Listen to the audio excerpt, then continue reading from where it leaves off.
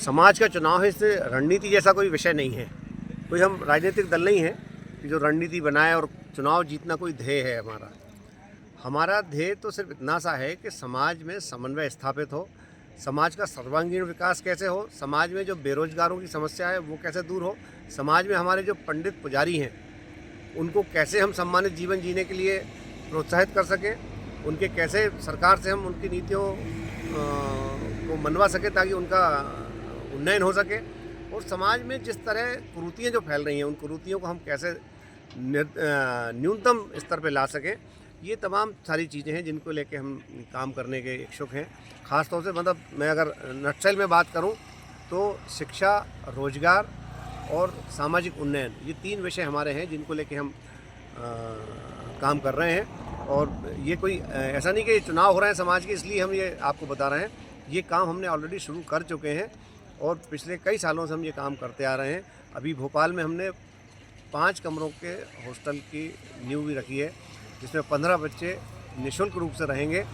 आवासीय व्यवस्था हमने उनकी की है। जो आसपास के गांव के, आसपास के क्षेत्र के जो होनहार बच्चे हैं जो उच्च शिक्षा के लिए कोचिंग करना चाहते हैं, उनके रहने की हमने निःशुल्क व्यवस्था भोपाल में करी है। ऐसी व्यवस्था हम अन्य शाखाओं के सहयोग से भी अन्य बड़े शहरों में जैसे उज्जैन है या इंदौर है या दूसरे और शहर हैं वहाँ भी हम करेंगे।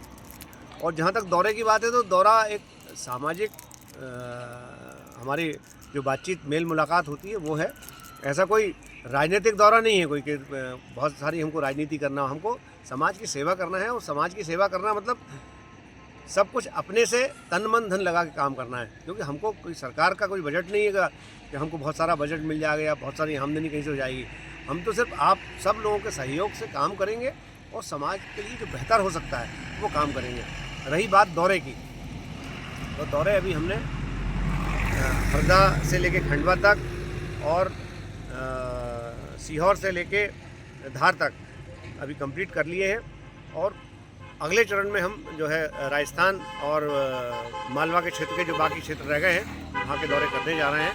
और दौरे क्या मतलब हम लोगों की बातचीत होनी है सबसे, और सबका आग्रह है कि आप आइए एक बार, कम से कम अपनी बात रखिए ताकि हमको ये पता चले कि आप समाज के लिए क्या करना चाह रहे हैं। तो वही खुलासा मैंने आपके सामने किया है। और हम चाहेंगे कि हम समाज के लिए जिस जिम्मेदारी से आ रहे हैं, जो जिम्मेदारी समाज हमको देना चाह रहा है, हम उस पर पूरी तरह खरे उतरें और बेहतर तरीके से काम करके समाज में, अपने समाज में, छोटा सा समाज है, इसका नाम प्रदेश के पटल पे ला सके। यही 9 मार्च को किस प्रकार की कार्रवाई होगी? 9 मार्च को चुनाव होना है और निश्चित रूप से हमारे जो प्रतिनिधि हैं, केंद्रीय प्रतिनिधि करीब 246 प्रतिनिधि हैं, वो सब आएंगे।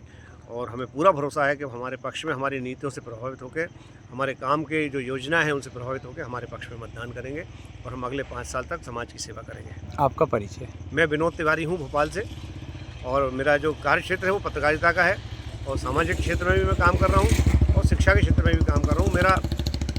मैं जो है अभी वर्तमान में एक दैनिक अखबार का मध्य प्रदेश का संपादक हूँ।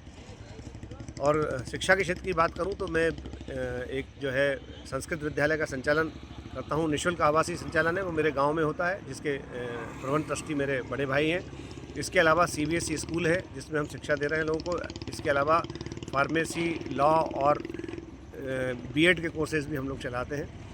तो कुल मिला के बात ये, हमारा वो अनुभव है, उस अनुभव को हम समाज के साथ साझा करके और समाज के जो ज़रूरतमंद लोग हैं उनकी मदद करना चाहते हैं।